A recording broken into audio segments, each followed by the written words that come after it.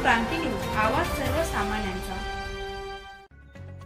मालेगाव तालुक्यातील चिंचवे या गावात 26 सप्टेंबर 2024 रोजी निसर्गाच्या कडकडाटासह सायंकाळी ढगफुटीमुळे शेतकऱ्यांचे प्रचंड नुकसान झाले।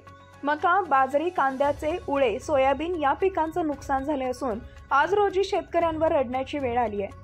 निसर्ग साथ देत नाही, दिली तर असं नुकसान होतं, त्यामुळे बळीराजा अहवालदिल झालाय। झालेल्या नुकसानीबाबत चिंचवे येथील कार्यकर्त्यांनी पालकमंत्री दादाजी भुसे यांना फोन केल्यानंतर मंत्री साहेबांनी मुंबईला असल्याचं सांगत त्यांनी तातडीने महसूल यंत्रणा कामाला लावली। सकाळी 8 वाजता कर्मचारी गावात हजर झाले। लखमापूर येथील तलाठी SS दळवी यांनी वेळ न लावता शेतकऱ्यांच्या पिकाचे पंचनामे सुरू केले। या ढगफुटीत 35 ते 40 शेतकऱ्यांचं नुकसान झालंय। 15 ते 20 विहिरी मातीमध्ये गेल्या असून त्याबाबत शेतकऱ्यांना सर्वात मोठं दुःख झाले। हातातोंडाशी आलेला घास निसर्गाने हिरावून घेतल्याने बळीराजा चिंताचूर झालाय।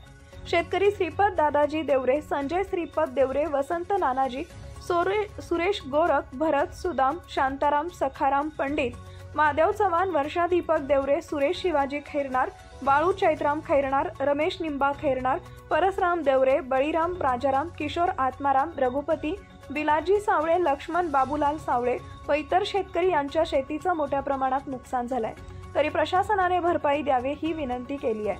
महाराष्ट्र क्रांती न्यूज साठी प्रतिनिधी वामन शिंदे, नामपूर, सटाणा। महाराष्ट्र क्रांती न्यूज मध्ये आपलं सर्वांचं स्वागत आहे। आज मालेगाव तालुका इथून काही अंतरावर चिंचवे हे गाव असून येथे काल जवळजवळ 6:30 वाजता आणि 7:30 वाजता ढगफुटी झाल्याने बऱ्याच शेतकऱ्यांचे नुकसान झालेले आहे आणि आपण पाहू शकता की येथे हे उळे वाहून गेलेले आहे। काही मका वगैरे आपण पाहू शकतात, सर्व पिकांचे नुकसान झालेलं आहे या जागेवर। तर आज या शेतकऱ्यांची आपण या गावातील शेतकऱ्यांची प्रतिक्रिया जाणून घेऊ। नमस्कार। नमस्कार। प्रथम तुमचं नाव सांगा। माझं नाव भरत सुदाम देवरे आणि माझे हे सर्व चुलत भावंड आहे। आमच्या सर्वांची शेती गट नंबर 342च्या या गटातल्या शेत्या आहेत आमच्या। काल सायंकाळी ढगफुटी सदृश्य पावसामुळे आमचं अतोनात नुकसान झालेलं आहे। हातातोंडाशी आलेला घास आमचा हिरावला गेलेला आहे। याच्यामध्ये मक्याचं नुकसान झालेलं आहे, उन्हाळी कांद्यासाठी टाकलेल्या रोपाचं नुकसान झालेलं आहे आणि तेही थोडं नसून 15-20 चंपे रोप टाकलेलं असताना सुद्धा ते रोप आमच्या हातातनं पूर्णपणे गेलेलं आहे। मक्याचं पीक पण बरंचसं गेलेलं आहे, बाजरी वाहून गेलेली आहे, फुडलेले कणस वाहून गेलेले आहेत आणि या सर्वांमुळे अतोनात नुकसान झालं आहे। त्याचबरोबर शेतांमध्ये पाणी घुसल्यामुळे शेतांमधली जवळजवळ 2-2 एकर जमीन पूर्णपणे खोदली गेलेली आहे आणि त्या ठिकाणी नाल्याचं स्वरूप त्या ठिकाणी प्राप्त झालं आहे आणि त्याचबरोबर पूर्ण शेतीमध्ये दगड माती याचा पूर्णपणे खच पडलेला आहे। झालेलं नुकसान हे खूप मोठं आहे।